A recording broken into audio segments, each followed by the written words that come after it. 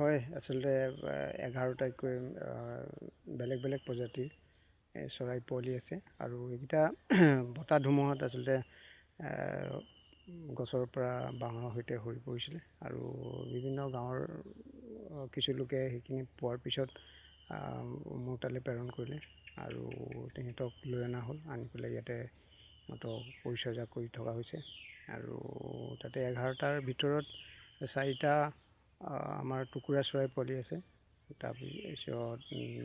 জাংগুল মাইনা 4টা আছে, তাতে এটা ডাউকৰ পোৱালি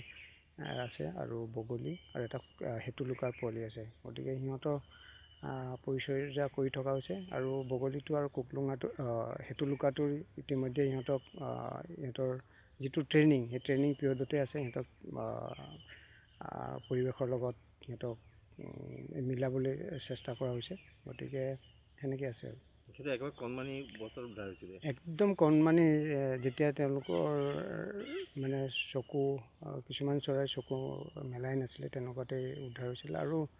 মাজতে খুব যেতিয়া বৰষুণ আৰু বতাহ ধুমুহা হৈছিলে তাৰ ফলতে আচলতে বাঁহৰ পৰা পৰি গ'ল, বাঁহৰ সৈতে। হয় আচলতে প্ৰাকৃতিক দুৰ্যোগ, বানপানী হওক বা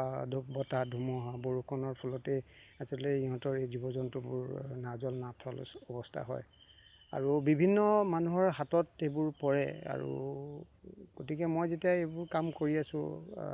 জীৱ জন্তুৰ কাৰণে বা চৰাই চিৰিকটিৰ কাৰণে, গতিকে সকলোৱে বিশ্বাস কৰে যে মোৰ হাতত পৰাৰ লগে লগে হয়তো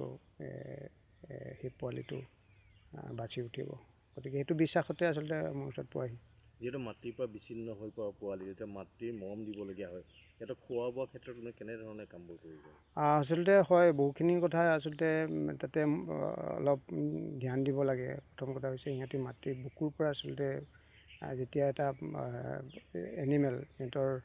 মাতৃৰ বুকুৰ যিটো সেই উমটোৱে আচলতে মেইন আৰু সেই উমটো দিবৰ কাৰণে মই চেষ্টা কৰোঁ আৰু লাইটৰ বাল্ব লগাই পেলাই আৰু প্লাছ সিহঁতৰ খাদ্যৰ তালিকাটো আচলতে এটা ফৰ্মুলা আছে, কাৰণ মই বহুত ষ্টাডি কৰিছোঁ, অবজাৰভেশ্যন কৰিছোঁ সিহঁতে কি চৰাই কি গুটি খায় বা সেইখিনি এইখিনিক অবজাৰভেশ্যন কৰি পেলাই আচলতে তাতে এটা ফৰ্মুলা তৈয়াৰ কৰিছোঁ আৰু সেই ফৰ্মুলাটোৰ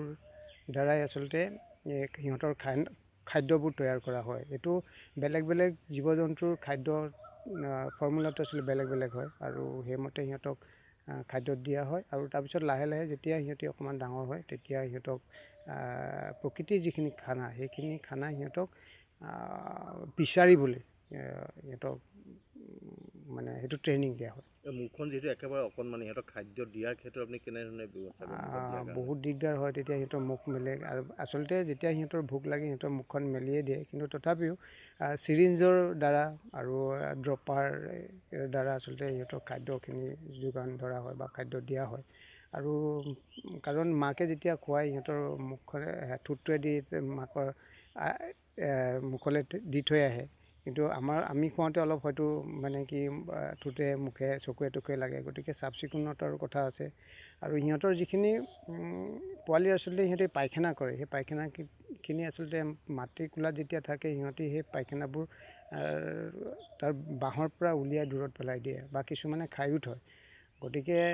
সেইখিনি বস্তু আচলতে চাফ চিকুণতাটো বহুত বজাই ৰাখিব লাগে, বিভিন্ন পৰুৱা চৰুৱা কিবা কিবি নাহিবৰ কাৰণে, গতিকে সেই চাফ চিকুণতাটো অলপ ধ্যান ৰাখিব লাগে।